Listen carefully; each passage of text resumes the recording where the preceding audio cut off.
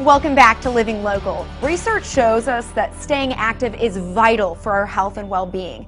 But when we live in the Midwest, it can feel a lot more challenging to stay moving when the weather is less than ideal outside. Well, the Quad Cities Women's Outdoor Club can make it easier for ladies in our area to find fun, fitness, and friendship all year round. Joining us via Zoom today is Club President Jackie Slater. Jackie, thank you so much for joining us. Thank you so much, Brittany. So tell us, what is the story behind the Quad Cities Women's Outdoor Club? So the story is kind of interesting. Really, it was conceptualized and created by Matt Ostrom, who owns Active Endeavors here in the Quad Cities over 13 years ago.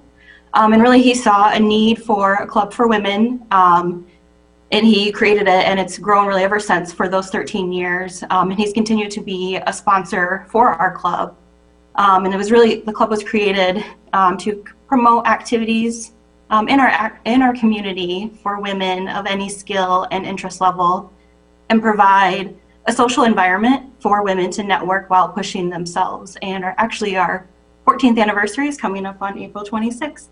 Wow, almost 14 years it's been here in the Quad Cities. About how many members does the club have?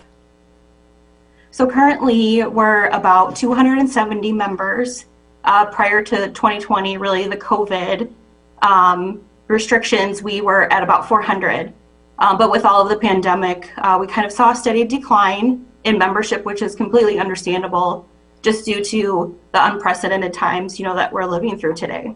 Right, of course. Now, Jackie, what are the demographics of the club members? Another great thing is really just the diversity of our members. Currently, we have members ranging from ages 20 to 81 years old. And the split really between Iowa and Illinois is about 60 to 40%. All abilities and interests really represented in that split. We also have some members that live in Pennsylvania, Wisconsin, Louisiana, Colorado, Minnesota, and Missouri.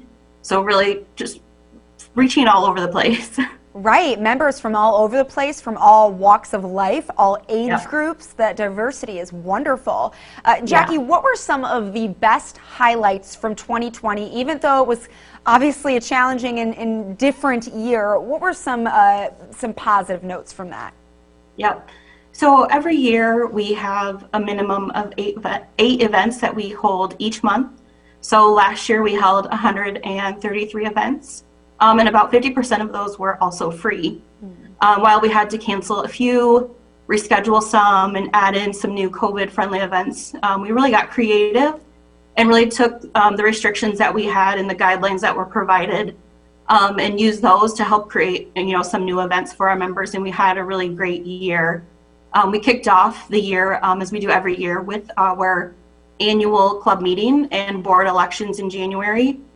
Some other highlights we had were a sightseeing riverboat cruise. We did a burlesque dance class. We had cleanup efforts with Living Lands and Waters and monthly full moon hikes, and then our annual club picnic in July. Just some highlights. Oh, those all sounds like so much fun. I think it's pretty impressive that you were able to host 133 events in the year of 2020 with all the craziness that ensued. Now, what do you have coming up in the first few months of this year? Yeah, so we're still being extremely cautious of the pandemic and the various restrictions that Iowa and Illinois have.